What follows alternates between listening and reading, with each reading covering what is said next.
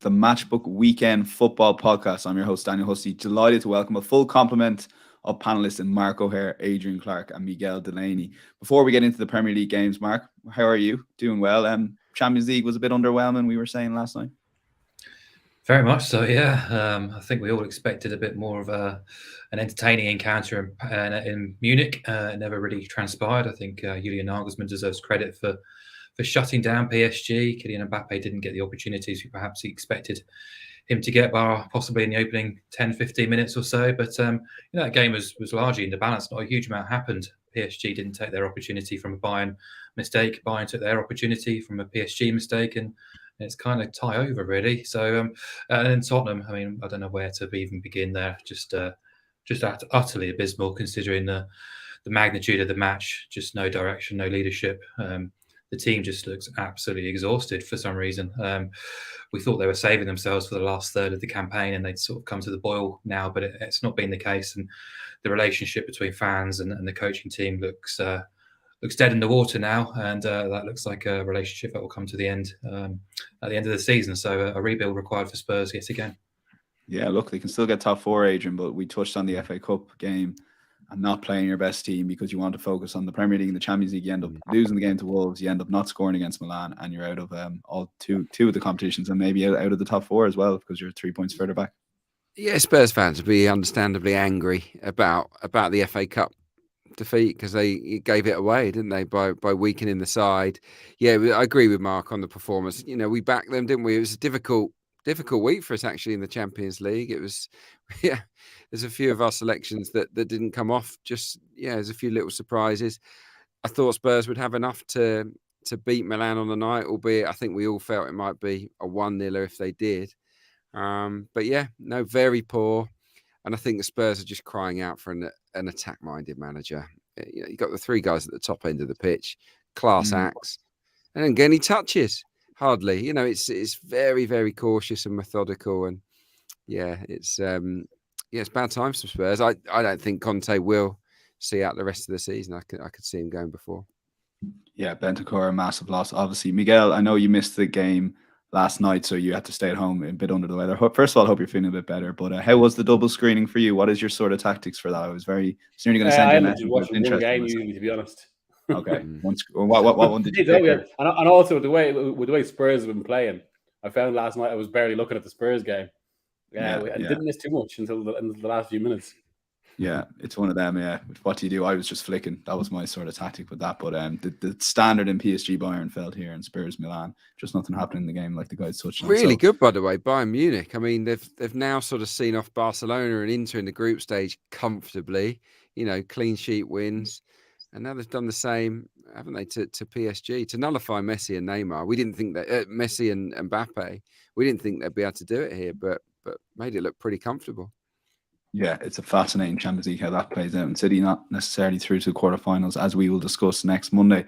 4 games for you: Leeds, Brighton, Palace versus Manchester City, Fulham, Arsenal, Newcastle, Wolves. We're going to go in a race card order, so do check out the description if you want to skip ahead or check out the best bets, EFL bets, European bets, or long shot section. And if you are watching on the YouTube stream, we do appreciate you hit the like button, get involved with comments in the show. Same for you if you're listening on the podcast feed. And last thing to mention is Cheltenham is around the corner. We will have bundles of Cheltenham content. We've already done our preview night. Handicaps preview night is tonight. And then there'll be daily pods for Tuesday, Wednesday, Thursday, Friday throughout next week. So do check out insights.matchbook.com or wherever you download your podcasts. We'll start with a fascinating game, I think. Leeds at home to Brighton. And we'll take a look at the betting that we currently have on the Matchbook betting exchange. You can bet Leeds at 3.95. Brighton are 2.04. The draw is available at 3.85. Both teams to score yes is favoured in that market at 1.77. The Asian handicap line sees Leeds get a half a goal start at 1.95, with the goal line currently set at 2.5, shaded a bit towards the over. So look, Mark, when we get into this game, it does sort of scream goals. But I look, as soon as the football was over the weekend, I did have a look at Brighton's top 4 price, which was around 7.6 across the exchanges. Matchbook were best price. It's now gone into 6.8. I was half tempted just to have a little sort of kick and watching Brighton, because they've been unbelievable this season. I don't think they're going to fear anyone for the rest of the games. Yeah, they've been fantastic. Probably wouldn't do it for me, to be honest. I think you've got a team called Liverpool who are coming off a good run of results, really, who are just 3 points off Spurs with a game in hand. You expect them to improve now that Canate is back at centre half, and they've got a number of key players in forward areas fit and available again. That's probably where I'd be looking for, but the prices will obviously reflect that too. So, yeah, Brighton going great guns. On this game specifically, and talking about Premier League sort of wider sort of picture, 2023 has seen quite a big drop off in sort of goal output in the division. You can put it down to a huge amount of things, whether it's the World Cup, the fatigue, transfer window, loads of clubs changing managers. There's probably a consequence of all of that, really. But one thing that has stayed constant has Brighton's matches being just wide open and really fun affairs, actually. So kind of sound like a broken record, but whenever I see over 2.5 goals trading at close to even money now in Brighton games, it almost becomes a bit of a blind bet. And we've got it now at 1.94 on the Matchbook exchange going into this game. I understand there might be some scepticism around backing that price, considering Leeds have failed to score in 5 of 7 and now have Javi Gracia in charge, who, let's say, is not the most expansive of coaches and is probably a complete opposite to Marcelo Bielsa. But I think the beauty of backing overs in Brighton games is we don't need both teams to contribute. Brighton can easily do it themselves, or easily the opponents can do it to Brighton too. We saw the positives of Brighton when they blitzed West Ham last weekend at the Amex. They were absolutely unbelievable, very entertaining. And I guess you could look at the previous 3 games in the Premier League, which all went below the 2.5 line. But sometimes you do need to look beyond the football result, because football is a low-scoring sport. Luck plays a big part in the final outcome of one-off matches, and performance data can tell you a lot more than just the final score. So looking at those 3 games, they beat Bournemouth 1-0 at the Amex. That match produced 3.68 expected goals. Brighton contributed to 2.5 of them. There were 32 shots in the game, 22 from inside the box. 1-0, we should have been about 3-0. They drew 1-1 at Palace. As we know, a controversial VAR decision ruled out a third goal. There was 3.58 expected goals in that game. Brighton contributed to 2.5. There were 18 shots inside the box. Again, should have had a third goal at least. And then a fortnight ago, they lost 1-0 at home to Fulham. There was 2.56 XG in that game. Brighton actually contributed to 2.2 of that total. There were 26 shots, 18 inside the box. So again, Brighton could and should have scored a couple of goals themselves. So long story short, the XG for those 3 games came into 9.82 in total.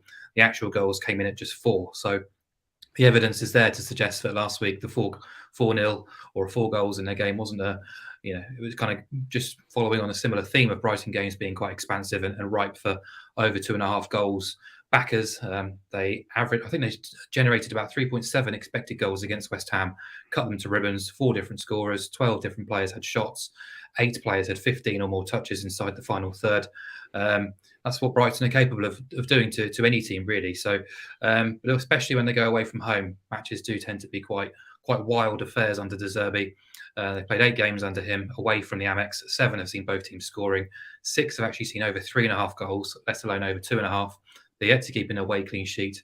They've scored in 7 of those 8, with those matches averaging 4.01 goals per game. So I can understand why people might want to swerve this with Leeds' attacking issues and Rodrigo unfit and Bamford a doubt still for the weekend. But I think the beauty of this is all the relegation rivals are starting to pick up points or show signs of life. Leeds have to respond, and this is at Ellen Road, so you'd expect there to be a good atmosphere. You'd expect them to play a little bit more on the front foot, show a bit more ambition, and Brighton will give any team an opportunity to score. So, yeah, I can see both sides scoring, but I think over 2.5 goals at 1.94 is a really nice price considering Brighton are involved in this. Yeah, 1.94, like you touched on, Mark. And Miguel, you're in broad agreement. How impressed have you been with De Zerbi since he's taken over from Graham Potter? Yeah, I mean, it's put into further context given Potter's previous struggles at Chelsea, and also how Brighton have suddenly become one of the most exciting goal-scoring forces in the Premier League in a way that kind of was their one flaw under Potter. And obviously, there's much more to this in comparison between the 2 managers, but the way De Zerbi is just slotted in there, genuinely kind of updated and changed the tactical approach, and now kind of brought. And this is really the only way to describe it, but brought Brighton on to the next level. Now, it's possible they might have done that with Potter over time. They'd started the season well, but I think it's more kind of the force within the team now, and just like how exciting they are to watch. Previously, it felt they were a clever side. Now they're kind of one of the most watchable in the Premier League. That said, on the other side, I do like Javi Gracia. I think at a club like Watford, who, I mean, not the kind of the anti-Brighton, but it's a different structure, shall we say, in terms of how they approach managers and the way they kind of They're just willing to change things. But he was probably, I would say, the best of them over quite a fractious decade with so much change. Was one of the few to kind of impose a bit of stability. And after a bit more time now at Leeds, I actually would expect some similar impact there, that we see a little bit something closer to a Gracia side. I think he's a very capable coach, more reliable than Jesse Marsh in this perspective. And yeah, I do think this will be a proper back and forth in that way, because I suppose maybe Leeds aren't quite ready yet to, and nor are they going to lock down under Javi Gracia. It's possible they're not even able to at this point.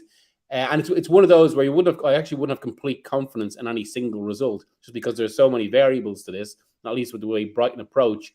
But instead, goals seems the kind of the most logical choice. So I've gone for over 2.5. Yeah, like Mark. Yeah, interesting. And like you touched on there, Miguel, I think Miguel makes a good point, Adrian, on Leeds. They might want to play defensive, but whether they have the players are not capable of doing that right now is another question.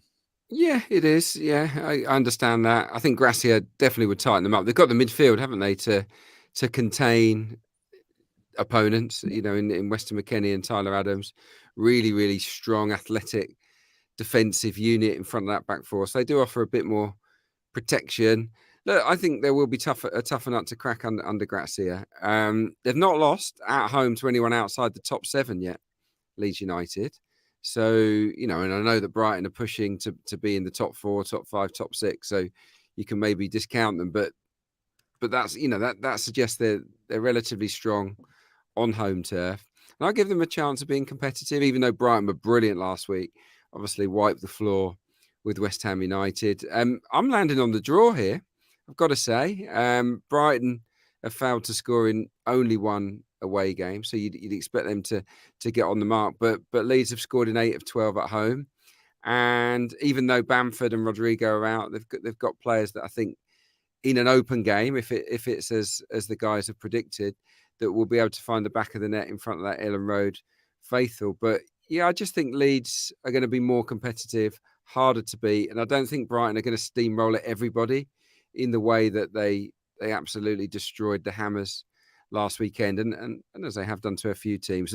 They've drawn the last 2 away games, for example, the Seagulls. So yeah, I'm not sure about the overs, because Bamford and Rodrigo are out, and because Gracia is not a front foot attacking manager, and I'm not convinced that Brighton will score 3 at Ellen Road. That's what puts me off. So I know that it's a smaller play, the draw. It's an outside bet, but of all the games on the card this weekend, I think this is right up there in terms of the matches that I could see ending level. Okay, yeah, 3.85 seems a pretty decent price. We'll go with the safer option of over 2.5 goals for the podcast at 1.91. The choice of Miguel and Mark, and move on to Crystal Palace versus Manchester City. Big game in the title race here, Saturday 5:30 live on Sky Sports. We'll take a look at the betting currently available on Matchbook.com. You can back Crystal Palace 10.0 to win this game. Manchester City available 1.39, and the draw is 5.2. Both teams to score. No is favoured heavily in that market at 1.75. The Asian handicap line sees Crystal Palace get 1.5 goal head start at 1.86, and the goal line is 2.5, shaded a bit towards the over. So, Miguel, we'll go to you on this game. You're expecting a tight affair here. So Manchester City, with their record at Crystal Palace, they have slipped up here before. I know when they were going for their Centurion, they drew here 0-0. Yeah, I was at that game. It was a Mahrez missed penalty. And I mean, there's a long-standing good record that Palace have that Vieira has continued. Now, I know that comes in the context of what has been an underwhelming season, you'd say, from Palace, where a lot of people kind of tipping them as the potential surprise side to go down, so much so that I'm not sure it'd be considered a surprise anymore. Many people are saying it. But it's also been weird, Palace, in that results haven't been convincing, but it's not like they're kind of it's almost like they're just lacking maybe 20% of what they should be, because it's not like they've been a disaster or that they still look like quite an awkward side to play against. And given that, and given the record, I feel this is at the very least going to be a difficult game for City. I don't think it's going to be one of those ones where they score early and then just cut loose. I think it could be one of those proper battles, maybe a classic title race game, and that they get a late winner. But I wouldn't completely rule out. I know that this would be a surprise to people. Maybe I wouldn't completely rule out a Palace upset just with that record and the way things are going. And I think it's also exactly the sort of fixture that could actually derive a response out of Palace, especially as you say. It's Saturday evening. You only have to look at kind of what they did against Liverpool, and now actually remarkably a resurgent Liverpool, given how quickly things change in the space of a week. But you just how they frustrated Jurgen Klopp's side at Selhurst Park. So I think this is going to be one that's it'll be a tight game. And I'm going for under 2.5. Yeah, 2.14 currently, and also they've obviously frustrated other teams like Newcastle as well. In a Saturday 5:30 framework. Adrian, are you expecting Manchester City to be comfortable here, or are you kind of agreeing with some of the concerns that Miguel has touched on there? No, and I know exactly where Miguel's coming from. I'm probably slightly more confident on the City win. I know that Palace have a good record against them, and the draw against Liverpool does look creditable, doesn't it now? But I've got to be honest, they've been a real disappointment to me, Palace, this season. They've regressed big time, in my opinion. I saw them in the flesh a few times last year. Really impressed with the speed of what they did, the aggression. They were tough to play against. They always had a goal threat. This year, obviously minus Conor Gallagher, who they really miss. They never really replaced him. They're a shadow of the team, in my opinion. And I think he's on a bit of a sticky situation, Patrick Vieira. I think he needs an upturn to potentially keep his job. That's how things have turned around. They've failed to have a shot in their last two games. Now, you might be aware of this. No team since records began has ever had 3 successive matches with no shots on target. So if you want to avoid that, you don't want to be playing Manchester City. I think Manchester City could be a team to limit them to no shots on target potentially. So that's something to look out for. Incidentally, Leicester are also going into this weekend on 2 matches with no shots on target. Oh, what? And they're at home to Chelsea. So we've got 2 sides battling to avoid unwanted history. I can't get over this now. 2 minutes. Go on. Yeah. In general, Palace are struggling to score. They've scored 1 or less, and this is really bad. 1 or less in 19 of 25 matches this season, and they're up against the current champions. It's not clicked for them inside the final third. So the way I see it is that it will be a hard-fought game. Like Miguel says, probably low scoring, but ultimately Manchester City will have 1 or 2 moments where their quality makes the difference. I see this being a 1-0 City win or a 2-0 City win. So I'm going to go with Manchester City to win and both teams to score no. So clean sheet win. They've actually only had 3 on their travels, Man City, this season. Clean sheet wins, that is. And they're probably due another.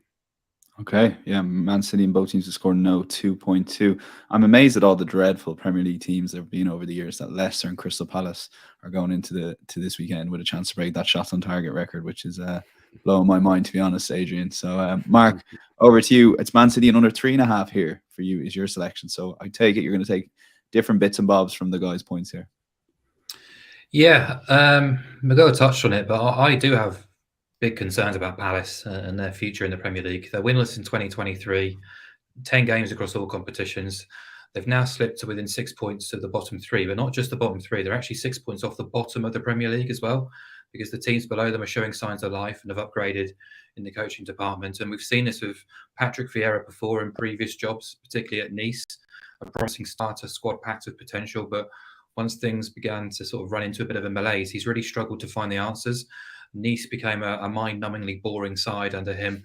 Were heading nowhere fast, and he lost his job. Palace seemed to be following suit, really. They only managed 3 shots at Villa last weekend, just 5 touches in the box. I know there was a red card, but it wasn't until the second half. And Vieira suggested they were a little bit unlucky, and of course they were, with the VAR offside going against them, an own goal and a red card. But ultimately, they've not been good enough for quite some time. We talked about their lack of threat in open play now for quite some time. Worryingly for them as well, their failure to win against a top half team this season. The next 3 games are against Man City, Brighton and Arsenal. So things could well get tougher. I had a quick look. They're 9.4 for relegation. They are rock bottom of the XG form table over the last 8 and 12 game samples. No Premier League side is generating a lower non-penalty expected goal figure than Palace over the past 12 or 16 game splits. And across the whole season, they're in the bottom 3 for expected goals ratio. So it's really quite grim, actually. And yeah, Man City haven't been at their best for quite some time, but they were still able to beat Newcastle last weekend. Obviously, they have the Leipzig game in the background here, but I expect them to have full focus on this first and foremost. Selhurst Park can be a tricky venue at times. City have dropped points 3 times on their travels already this calendar year, but they've won 6, drawn 2, and lost 0 at teams outside of the top 6 so far this season. They're still top of all the major metrics as well. They've got pretty much a fully fit squad. And yeah, Palace have actually failed to score in 5 of 6 when welcoming the top 6 here this season. Admittedly, 3 of those ended in 0-0 draws, but Arsenal and Spurs won here pretty comfortably too. So I was looking at Man City -1.25, but in the end, yeah, I've gone for the City in under 3.5. Just gets that range of correct scores on side. 22 of Palace's 25 matches have gone under 3.5 goals. If they're going to contribute, it's going to be no more than 1 goal here. So, yeah, I think Man City can get the job done. They've only actually scored more than 3 goals themselves once away from home all season, with those matches averaging 2.69 goals. So things tend to be a little bit tighter when they go on their travels. So expect them to win by a relatively tight margin. Interesting play there. So City and under 3.5, 2.14 for Mark. City and both teams have scored 2.2 for Adrian, and under 2.5 goals for Miguel at 2.14.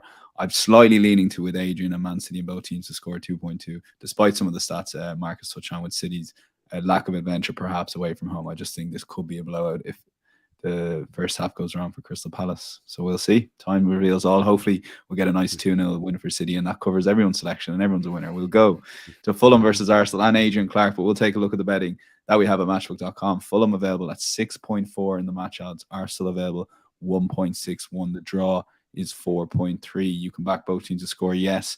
Slightly favoured at 1.93. The Asian handicap line sees Fulham get a 1-goal start at 1.91. And the total we currently have a Matchbook is 2.5, shaded a bit towards the over. So, Adrian, it's important to note we're recording this before Arsenal's game against Lisbon. And what are you expecting from that game in terms of team selection? And how is that all going to play out ahead of Sunday? Yeah, I mean, I don't know. I don't have any scoops, but I would imagine that Mikel Arteta will rotate quite heavily for the Sporting game. In the Europa League, it can't be the priority. And Arsenal are really stretched at the moment. They got a few bumps and bruises. Trossard is out, hasn't travelled, and Ketia is out, hasn't travelled. You know, Jesus is not fit enough to be involved yet. So light up front is the sort of injury news coming out of Arsenal. It's a tough game to call, I think. And I think we're all in quite broad agreement on our selections here. But for me, it's not particularly clear-cut because Arsenal are a little bit light up front. In one hand, you look at it and you think, well, Arsenal have been imperious away from home. Just a sensational record this season, winning game after game after game, controlling it very nicely. Lots of clean sheet wins on the road. But there's something that tells me that they might not have it as easy this weekend. Even though Palhinha's out, and that's massive for Fulham, because I think he's worth 2 players, the amount he gets around the pitch. So that's a big blow to them. But it's just, I think it's Mitrovic that worries me as an Arsenal fan, because Arsenal haven't defended aerial balls at all well in recent weeks. They've had a real issue with it at corners, free kicks, even in open play. When they sling the ball forward, opponents, we saw it with Haaland against Manchester City. They boomed it, they went long, it caused Arsenal problems. And that's my fear here, that Fulham could get on the score sheet and make it really hard for Arsenal. But ultimately, I think you've got to respect the away record. You've got to respect the quality of football Arsenal are producing, and not expect them to slip up. So I'm going to go with Arsenal. And I'm going to go with over 1.5 goals. 9 of 13 away games for Arsenal have gone over 1.5. In terms of Fulham home games, 11 of 13 have gone over 1.5. BTTS has landed in 69% of Fulham home games too. So for me, I do see both teams scoring, but Arsenal maybe winning it 2 or 3-1. That's how I envisage it. But my selection is Arsenal and over 1.5. Yeah, Adrian touched on it. There is agreement with selections across the board. Miguel, a little bit on Fulham. What sort of do you expect from their last 12 games or so under Marco Silva? Because they've been tremendous to get to this part of the season. But I don't know, I felt against Brentford at times. Not the wheels were coming off, but it was just a very flat performance. That's always going to happen when it's a club that have overperformed for so long, pretty much. And we're Yeah. talking months now, that there's always a bit of a leveling off. This is usually why we don't see that many surprises in the table, because it's more difficult for clubs like Fulham, and particularly given where they were last season as well, to sustain it for that long. And yeah, I must say, I'd be more of the opinion here that it can be one of those where you go into it thinking it's going to be an awkward one, but Arsenal just kind of impose superior quality, especially given the run they've been on in the league now and what happened last Saturday. I mean, really with Arsenal, I suppose you could say they've had two kind of massively momentum shifting results in the last few weeks. One was against Villa, which I think could well end up being the decisive moment of the season.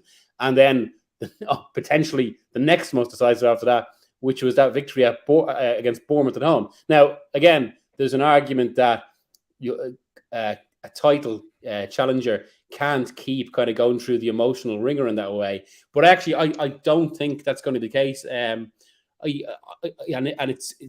why I think this could be one of those games where they just assert themselves from the off. There'll be a focus about them and take advantage of a Fulham where Fulham have been so good, but there are gaps starting to appear. It's possible Arsenal concede, but as we get to kind of the correct score later on, which I have an idea on for this one, if I hear, I'll go Arsenal over 1.5, which I think is probably common here. Yeah, it's 1.98 across the board. Mark, over to you on this one. I always have a question for you. I never actually asked you on air. How do you quantify the Villa win and a Bournemouth win in terms of numbers? Because particularly the Bournemouth one, like, it's just you beat a home team, bottom of the league 3-2 with a last-minute goal. But also the numbers are going to be skewed because Bournemouth scored in the first minute, so they're going to park the bus. So, like, how do you? I'm already confusing myself. So, how do you make sense of that win last Saturday? You can't really. You can't put a number on it. It's something you just need to sort of build into adding your own sort of layer of things. And I was going to sort of talk about what Miguel had said as well. You know, it's not just what we saw last weekend; it's what we saw at Villa Park, and it's the fact that those two moments have come in Arsenal's 4 games since losing to Manchester City, and the fact that will create an overwhelming sense of belief and really fuel the sort of the fire in the Arsenal tummies to believe that they can actually go on and win this title. I know there's still a lot of football still to be played, but the fact that this team have now won 20 of their 26 Premier League games this season, it's incredible stuff, really. So, yeah, I'm hoping they continue on that trajectory and actually win the title. I think most non-Spurs and non-Man City fans will probably be cheering on Arsenal. And yeah, I think they'll be able to get the job done here. Agree with Adrian. I think Paulinho's absence for Fulham is enormous. He's an immense force in that midfield. Hopefully not being too sort of exaggerating the point, but I think he would be a contender for player of the season in his position. So far this season, he leads the way in tackles, interceptions, and everything. He's been absolutely immense. And I think Fulham lose a lot without him. But not just that, even with him, Fulham do concede chances and concede plenty of them. They've kind of broken the expected goals models a bit this year because their defensive numbers are horrendous, actually. Nobody's conceded a worse MPXG figure than Fulham overall and at Craven Cottage. And if you look at their campaign so far, they do tend to fall short of required standards when the leading lights take on the Cottagers. They've taken 1 point from 8 against the top 6 this season. The 1 point came against Liverpool on the opening day. If you look at the raw results, it would say they've been quite competitive in most of those matches, just the one lost by a 2-goal margin or more. But if you look at the underlying metrics of those 10 games against the top 6 and Chelsea, Fulham have generated an average of 0.7 non-penalty expected goals in those matches and conceded 2.11 per game. In 5 of those matches, they've conceded 19 or more shots. And the average shots in the box count against them is 12.1, which is really quite hefty figures, actually. You're playing an Arsenal team who've won the non-penalty expected goals battle in 9 of 13 away, won the shots in the box count in 10 of 13 away, an Arsenal team buoyed by what we saw last weekend as well. And just one more thing on Fulham as well. If you look at their recent displays, regardless of the results, as the guys have touched on, the Brentford game was a bit flat last Monday. They played Wolves on the box and it was second best for a good hour of that game at least. It could easily been a couple of goals down, managed to claw back and get a point. Were absolutely obliterated at Brighton, but managed to burgle a 1-0 win. Beat Forest, but everyone beats Forest at home. And then the Chelsea game, where they were pretty middling as well. So in terms of raw results and actual performance levels, they've not been at it for a while, even if they are sort of still being performing way above pre-season expectations to be sat in 7th and just a few points off European qualification. I think Arsenal will be too good for them.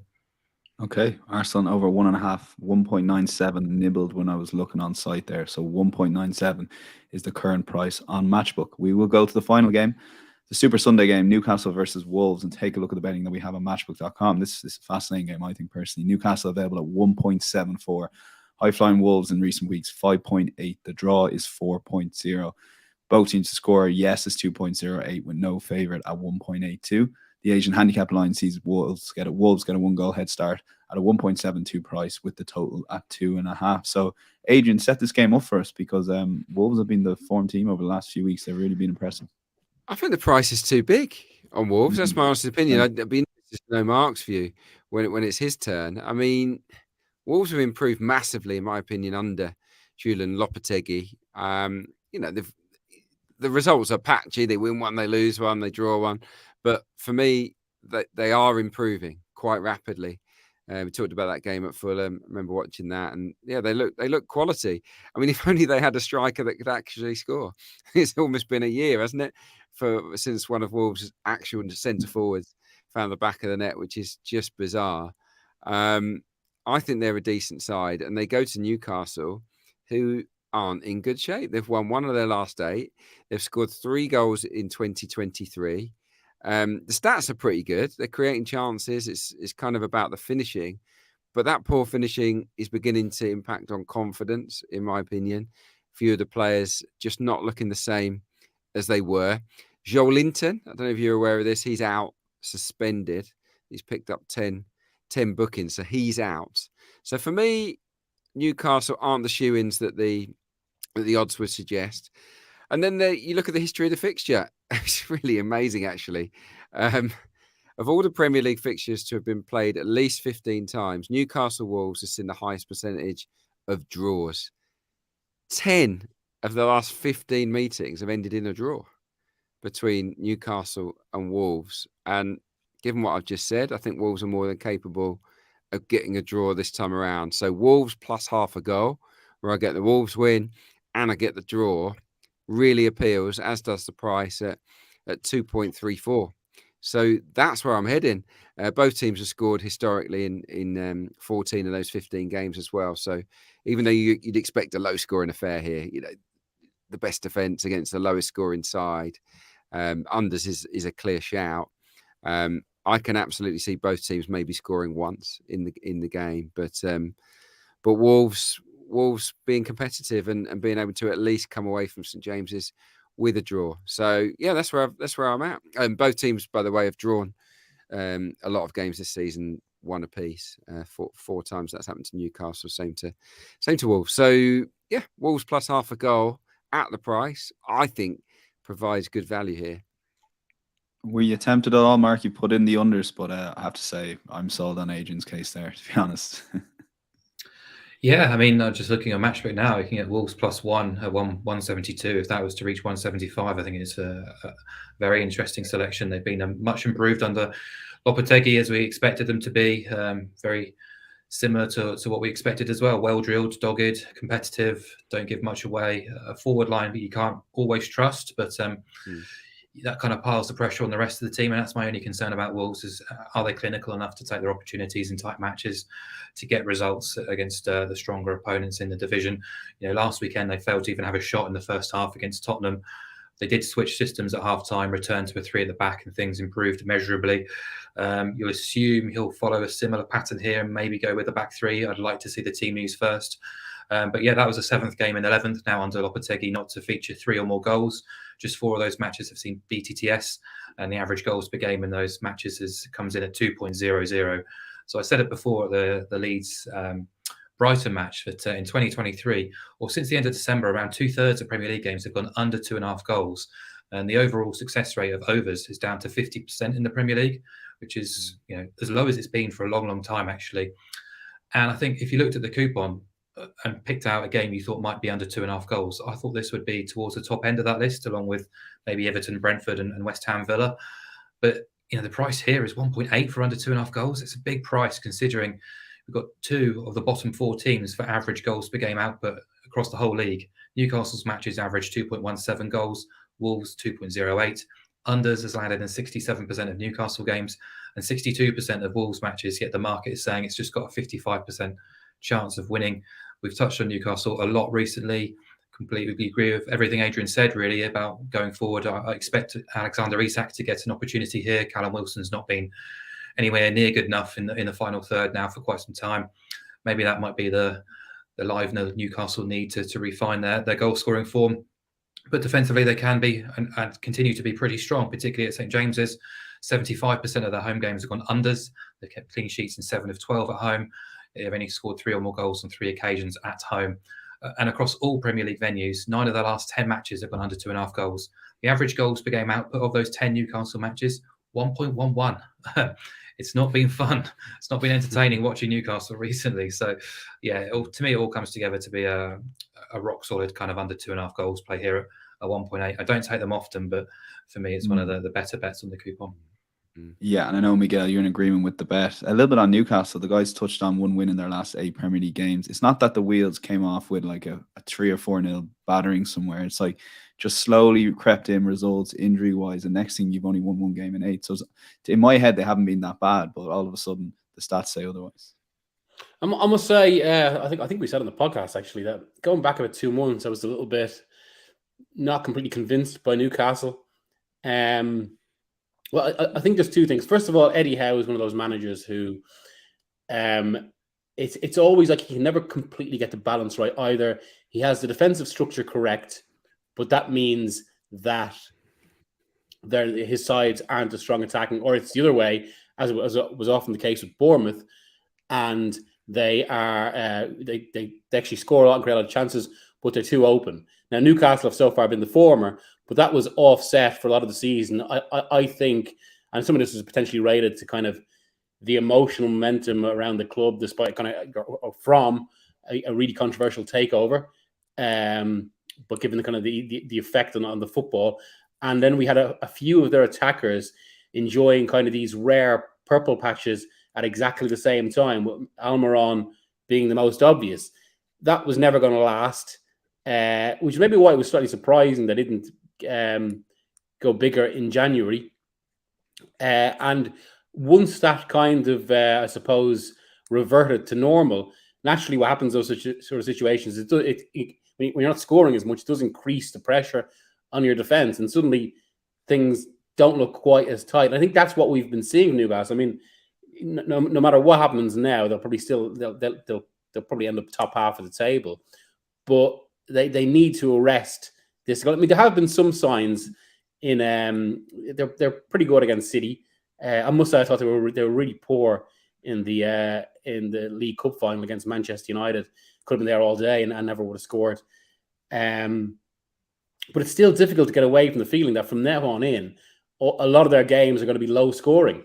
And it does feel like it's one of those. I think actually this was something we'd said about Wolves earlier in the season, where they're one of those teams where almost a lock is always to kind of go in for under 2.5 for almost all their matches, or both teams to score no. So for this, I'm going to be playing it slightly safer, and under 2.5. Yeah, I'm in agreement with Mark and Miguel, but I can't get away from Adrian's case on a pro Wolves face here. I'm very impressed. One of your best cases of the season. Persuasive was that? I thought I was outvoted there. I didn't. Yeah, I know you were, but I didn't forget on now. Yeah. Wolves plus half a goal, 2.34. Matchbook betting exchange. Do check that out, and do keep an eye if the Wolves plus one goal gets any bigger. Mark would like to play that at 1.75. We're going to go to EFL time, and Mark, we'll go to you. You have a couple of selections in the EFL. You're taking on your beloved QPR again. It's becoming a profitable thing to do this season. Yeah, very, very close to doing it last weekend, and kind of rude the fact I didn't. But as I said last week's show, I had a lot of selections on my shortlist. It was quite hard to whittle down to just a couple for the podcast. But yeah, happy to go back in this weekend. Gareth Ainsworth has been unable to stem the bleeding a little bit. 2 defeats, both by 3-1 margins at home to Blackburn and away at Rotherham. Since he's come in, unfortunately for him, a damaging injury to Ilias Chair has robbed us of basically all our creativity, with Chris Willock also sidelined and Lyndon Dykes still coming back from illness. There's a chance that Chair might be fit for this weekend. If he's unavailable, things just look incredibly bleak for Rangers right now. keep saying it, but we were top in 22nd of October. Feels a long time away now. We've won one game since. One win in 19 since, 9 points and 11 goals in that sample, 6 defeats in 7. Now just 7 points off the drop zone. Injury crisis, conceding 3 goals or more in the last 4 games, and an attack that scored more than 1 goal just once in 19. It's not a good combination, and just terrible timing, really, meeting a Watford team who've sacked Slaven Bilic and brought in Chris Wilder, who is a huge upgrade, and I'm expecting an immediate upturn in fortunes for the Hornets, who have just too much attacking quality to be kind of stuck around outside the top 6. They've only lost 4 times against teams outside the top 10 all season, so fully expect them to get something out of the game at Loftus Road, and probably 3 points. But yeah, Watford +0 on the Asian handicap at 175 looks like a great play to me. Okay, that's been put in a little bit, Mark, into 1.7, I think, on the Matchbook betting exchange. But do check out whenever you're listening to podcasts where liquidity gets more in those markets. I watched Swansea a couple of weeks ago, Mark, on the Monday Night Football. I get home to Rotherham. I thought they were terrible, to be honest with you. And they've lost 2 games since. They take on a Middlesbrough team here, and you fancy them to cover the Asian handicap line. Yeah, definitely. I think Adrian's opposed Swansea as well recently as well, so becoming a bit of a theme. So, yeah, they're playing Middlesbrough, the second best team in the division since Michael Carrick was appointed. 14 wins from 19. The Blades win in midweek means Sheffield United have a bit of a cushion over Borough, still in the top 2 race, but Middlesbrough is certainly in that equation, in that conversation now as we head into the final third. It's just been a wonderful watch, scoring goals freely, playing with intent and ambition. They've got 7 wins from the last 11 on their travels. They look at a really good thing to get something out of this match. Swansea not quite as bad as Rangers have been, but not been going great at all. There's a real disconnect now between the board and the fans and the head coach, Russell Martin, who's growing increasingly frustrated. Fans are obviously upset by on-field results. Still, they've won just 4 of the last 22 games. As we said before, 3 of those 4 wins came when their opposition had a player sent off when the scores were level. A heavy possession team, but no penetration going forward. The defence has now kept 2 clean sheets in 22, conceding goals quite comfortably. And their record against the big guns in the division is atrocious. They've lost all 10 meetings with the current top 6 and scored just 2 goals in those 10 matches as well. So, yeah, I mean, back in Borough, -1/4 here feels like a really nice angle. It means if the game ends in a draw, we only lose half of our stake, with the second half returned as a push. So a nice kind of safety blanket if the game does end all square. But yeah, expect Borough to get the job done, and they're a nice price to do so. Okay, a couple of selections from Mark and a couple of selections for Adrian in the EFL. So take it away, Adrian. First one, Exeter versus Lincoln. Yeah, look, Lincoln City are having an unbelievable season in terms of draws. It's just ridiculous. I think they've had 17 draws. 10 of their last 15 matches have ended in a draw. They're unbeaten since January the 7th, Lincoln City. They find them, both these teams are in banging mid-table. They are very hard to beat, Lincoln City. They don't have tons of goals in them. It's probably an understatement, but they are solid. They are solid at the back. And I look at this fixture, and I don't see this as a home banker at all. Exeter have only scored 6 goals in their last 8 matches. Their form's been really patchy. They've failed to win 10 of their 16 home games as well this season. So they're absolutely no sure thing on home turf down in Devon. And they're up against a Lincoln side that are just ridiculously tough to beat. So, yeah, for me, I think getting Lincoln plus half a goal at very backable 1.81, given their ability to grind out these results, gets me on side. The stats will tell you Lincoln are maybe more fortunate to get these draws than unfortunate, because it can flip both ways. But I'm backing them in this match to stop Exeter winning, and that will pay out. Okay. Yeah, fascinating selection from Adrian. And the second one in the championship, Preston versus Cardiff City. Both teams have scored no. Both teams, Preston have been in okay recently, but I guess Cardiff are creeping closer to that relegation zone. So you're expecting a very terrible game. I don't see it being a classic. Lamouchi has improved Cardiff a bit, so that much must be said. It's a really difficult period for Preston's manager Ryan Lowe. They were flying earlier on in the season, but yeah, it's not gone well. These are 2 really low scoring sides. Preston at home, they just can't score. Very, very low. With the lowest scorers in the championship on their own patch, 12 all season.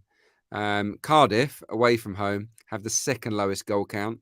They've scored 12 goals on the road during the current campaign. So, yeah, neither are particularly free scoring in this kind of scenario. I do think first half unders is a real runner here. I was looking at it. 2.38 you can get on it being goalless at the break. In 35 games, Preston has scored 13 first half goals. Atrocious. Even worse for Cardiff. 10 first half goals in 35 matches for the Bluebirds. So, yeah, if you wanted to stretch the price out and look for something to come in at half time, if you want to back the 0-0, that's 2.38. You just got to look at the price for unders here, Dan. Under 2.5 is 1.59. So that the market tells you that we're expecting a very low scoring affair. So when that happens, I always flip it around and look. My eyes are drawn straight to BTTS. No. Is it backable? And in the case here, it absolutely is 1.84. It's really the 1-1 is what kills you here potentially, but hopefully that won't happen, and one or both teams will fail to score. I was laughing there because I can just picture myself watching Gillette Soccer this Saturday, and at halftime the scores come in: Preston 0, Cardiff 0, and just I'll drop you a message, Adrian, saying you're spot on there. I thought that last week about Forest Everton, and it was like they went goal crazy. So you never know in football, but the what we've seen so far this season, this will be dour. Yeah. Well, I was going to say looking forward to seeing if the bet comes in, Adrian, for sure. Miguel, over to you for a more entertaining game, I'm guessing. You mentioned and touched on correct score in the Fulham Arsenal game. You're going for 3-1 Arsenal, around 14.5 currently. Yeah, I should be at this on Sunday as well for the get over my current fever.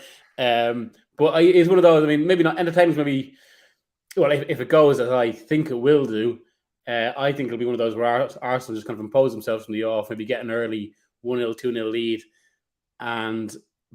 but they've not been that resilient at the back of late. So I am going for Fulham 1, Arsenal 3, which is at 14.5. Yeah, it seems a quite likely scoreline there to me. Mark, very simply, you're going to double up your two championship selections, but you're going to put them in like a little Asian handicap double that you can do on Matchbook.com. So take it away. Yes, already made a case for Watford winning at QPR and Middlesbrough doing the same at Swansea. It's about 5.5 for the win double. That certainly appealed, but probably a little bit tight for a long shot segment. So instead, the best alternative was to back them both -1 Asian handicap.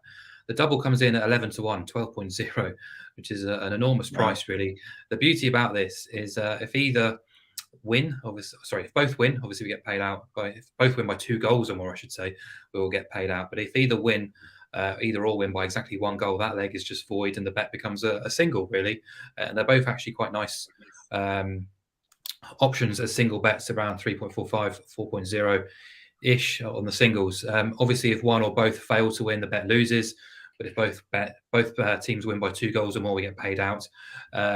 But yeah, I think both matches have the potential to get a little bit ugly for the home teams, away sides with points to prove and real ability too. So, expecting away victories. Yeah, if you're betting on the Matchbook betting exchange, head to the handicaps and you will find those selections. Put them in your bet slip and you can double them up at current price 12.0.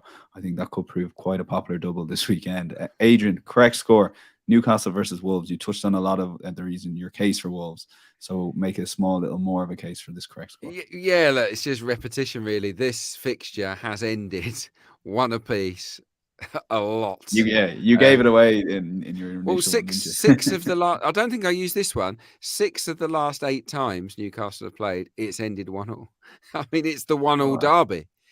So for me, this is like no. It doesn't mean that it's going to happen again, of course, but in terms of it being a long shot, it's a fun one to play. Will that run continue? It's the most drawn fixture in Premier League history from matches that have had at least 15 meetings, and neither are high scoring sides, are they? I think you can absolutely picture this being 1 apiece. As I said earlier, 1-1 has been the final score in 4 Newcastle games and 4 Wolves games, so they're no stranger to this kind of outcome. So 8.0, 7-1.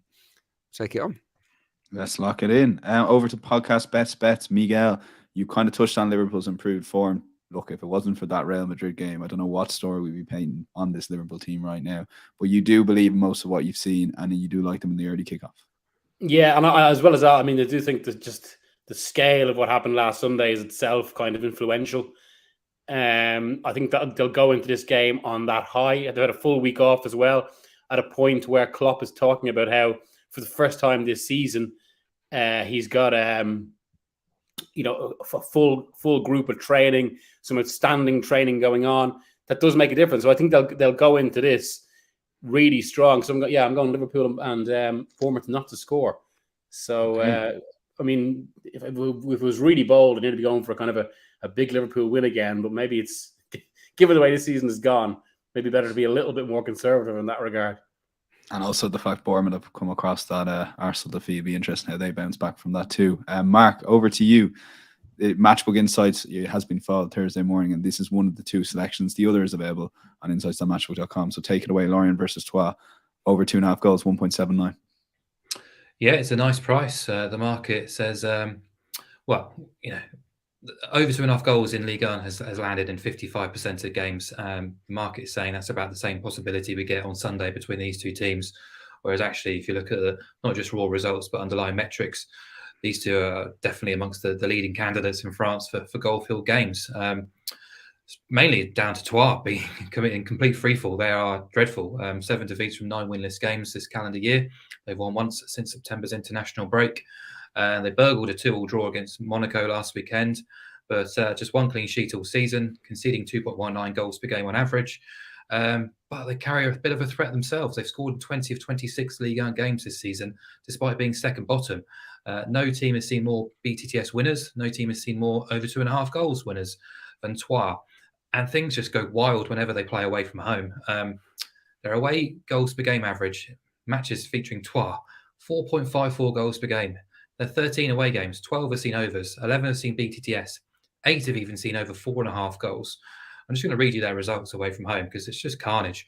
4-3, 2-4, 1-0, 5-1, 3-2, 4-0, 4-1, 1-3, 4-1, 3-2, 2-1, 2-3, 2-1. Just mental stuff, really. And Lorient have had a couple of issues in front of goal recently, failed to score on 4 or 5, but the underlying data remains strong. They made some smart signings in January after losing a couple of key players. I expect them to be just fine. Fully expect them to score and oblige here. Fully expect Troyes to score against them too. And if we just look at both teams' respective home and away records so far this season, this bet has won in 21 of their 26 combined home and away games. A repeat is 1.79. Just looks too big to me. I've got it down here much closer to 166. Okay, over 2.5 goals. And check out, as I mentioned, Mark's other European selection this week on Matchbook Insights. And we'll go to Adrian. Final word to you on your best bet of the weekend. And it's a game we haven't covered. It's West Ham versus Aston Villa. Yeah, I wanted to cover a different game. And I think I found a good angle in. For me, the market's overrating West Ham and maybe underestimating Unai Emery's Aston Villa. West Ham have failed to win 7 of their 12 home games. So, they've won 5 of 12, but 7 times they haven't. And they're up against probably the most, or certainly one of the most in-form away sides in the Premier League. Since Unai Emery came in, they've won at Brighton, they've won at Spurs, they've won at Southampton, they lost at City but played okay, and they've won at Everton. They're solid. And I think the response to that Arsenal defeat has been really positive. Obviously, 2 clean sheet victories, one of which was that game against Everton. I just think that Unai has got something going for Aston Villa on the road. And I don't think that a trip to London Stadium will hold any fears for them. The caveat is that West Ham have a great record against Villa. They're a little bit of a bogey side. So if that impacts the way you think of things, steer clear of it. But I can get Aston Villa on side here, plus a quarter of a goal at even money, 1.99. That really appeals because, look, West Ham are absolutely no shoe-in on home turf. I know they spanked Forest in the end, 4-0, but they were all late goals. Brighton, Brentford, Palace and Leicester have all won at London Stadium this season. I've just picked out a selection of sides that I think are around Villa level. So, I absolutely think they can go there. And look, if they draw the game, we still come out with a nice profit. So, that's where I'm coming from. Okay, Villa plus a quarter of a goal, 1.99. 9 currently on Matchbook. Well, we're checking out. So there's the 3 guys podcast best bets. A lot thrown at you. If you've missed anything, insights.matchbook.com from Thursday afternoon. We'll have a full recap of all the picks put up on this podcast. And before we go, I want to point you in the direction of our Cheltenham content. We have a Cheltenham preview night available wherever you get your podcasts. We've got a Cheltenham handicap special that will be in your podcast feed Friday morning, and Cheltenham daily pods throughout next week. It should be a fun one. My thanks to Mark, Adrian, and Miguel. We'll be back on Monday previewing the Champions League. Until then, enjoy the weekend's football. Enjoy it if you're having a bet, and we'll chat to you then. Bye-bye.